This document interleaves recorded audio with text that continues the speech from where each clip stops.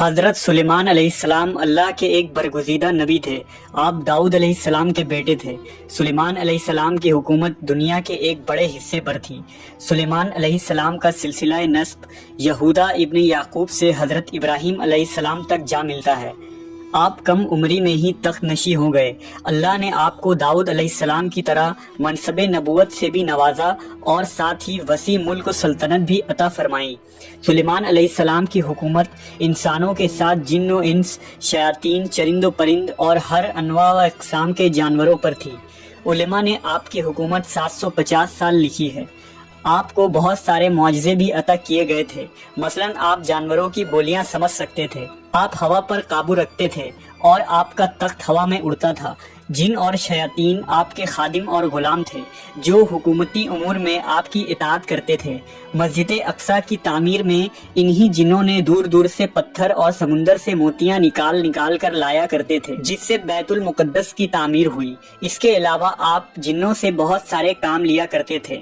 اللہ نے قرآن میں فرمایا ہے کہ اور ہم نے سلیمان کی آزمائش کی اور ان کے تخت پر ایک جسم ڈال دیا، پھر انہوں نے رجوع کیا۔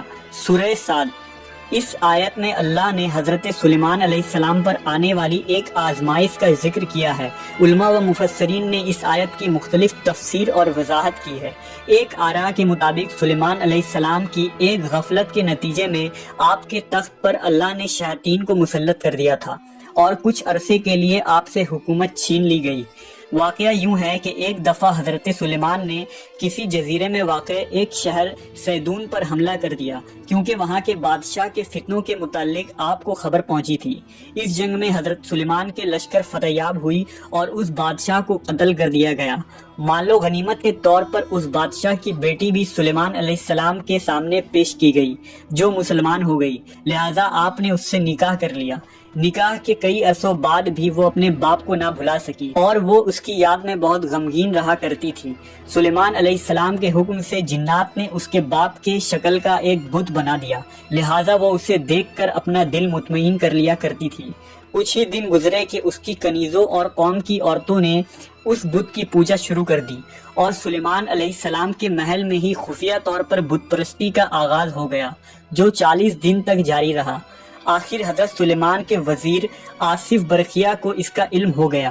اس نے آپ کو اس شرکیہ عمل کی خبر دے دی۔ آپ علیہ السلام بہت ہی برہم ہوئے اور غصے میں آ کر اس بت کو توڑ دیا۔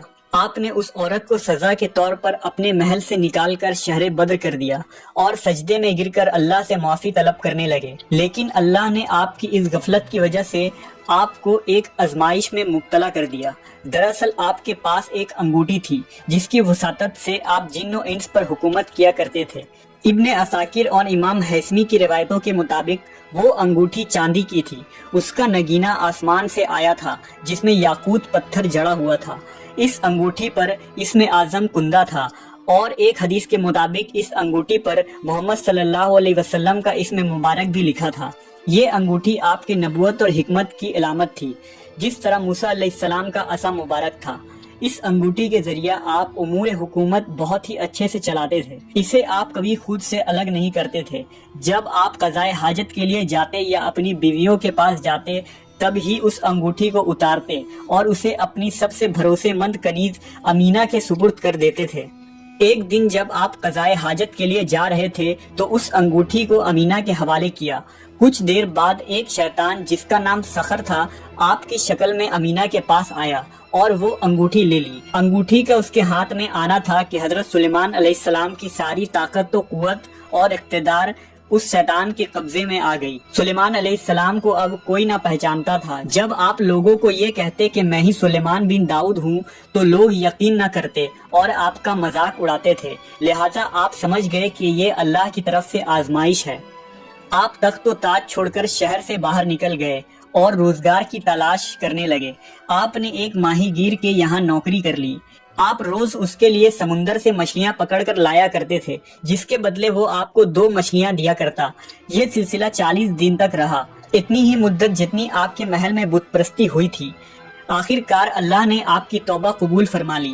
اب وہ شیطان سخر جو محل میں سلیمان علیہ السلام کی شکل و صورت لیے حکومت کر رہا تھا، درباریوں نے اس کے عادات و اطوار سے یہ بھانپ لیا کہ یہ حضرت سلیمان علیہ السلام نہیں ہے، لہٰذا محل میں موجود علماء نے یہ تجویز کی کہ اس کے سامنے توریت پڑھا جائے گا، اگر وہ شیطان ہے تو اسے سن نہ پائے گا۔ لہٰذا ایک روز جب وہ تخت پر بیٹھا تھا، سارے علماء اس کے ارد گرد جمع ہو گئے اور توریت کی تلاوت کرنے لگے۔ پھر کیا تھا، وہ شیطان کلام الہی سن کر تاب نہ لا سکا اور وہاں سے بھاگ گیا۔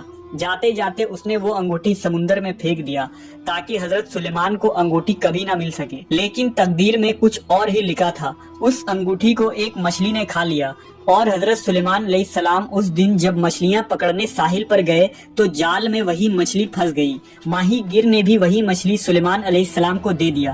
جب آپ نے اس مچھلی کو کھانے کے لیے اس کا سینہ چاک کیا تو وہ انگوٹھی نکلی۔ پھر کیا تھا، اسے پہنتے ہی سارے جن و انس اور مخلوق آپ کی خدمت میں حاضر ہو گئے اور اطاعت پر آمادہ ہو گئے۔ آپ نے بارگاہ خداوندی میں شکر بجا لایا اور پھر سے حکومت سنبھال لی۔ اس موقع پر آپ نے وہ مشہور دعا کی تھی جسے قرآن میں سورہ صاد میں ذکر کیا گیا ہے کہ اے میرے پروردگار، میری مغفرت فرما اور مجھے ایسی بادشاہت عطا کر جو میرے بعد کسی کو بھی میسر نہ ہو۔ یہ رائے حضرت ابن عباس، مجاہد، سعید بن جبیر اور قتادہ کی ہے اور ان سے تمام روایات امام ابن کثیر نے اپنی تفسیر میں جمع کیا ہے۔ اہل تشیعوں کے عقائد کے مطابق یہ انگوٹھی بعد میں آنے والے نبیوں کو منتقل ہوئی اور نبی صلی اللہ علیہ وسلم کے ذریعہ حضرت علی کو ملی۔ اس طرح اولاد علی کو منتقل ہوتی رہی۔ حسین بن موسیٰ بن جعفر کہتے ہیں کہ ایک دن امام رضا علیہ السلام کے ہاتھ میں چاندی کی انگوٹھی دیکھی جو باریک اور نازک تھی۔ میں نے پوچھا، آپ کے جیسا انسان ایسی انگوٹھی پہنتا ہے؟ فرمایا، یہ سلیمان بن داؤد کی انگوٹھی ہے۔ یہ انگوٹھی اب امام مہدی علیہ السلام کے پاس ہے جو ان کے ظہور کے بعد نمایاں ہوگی۔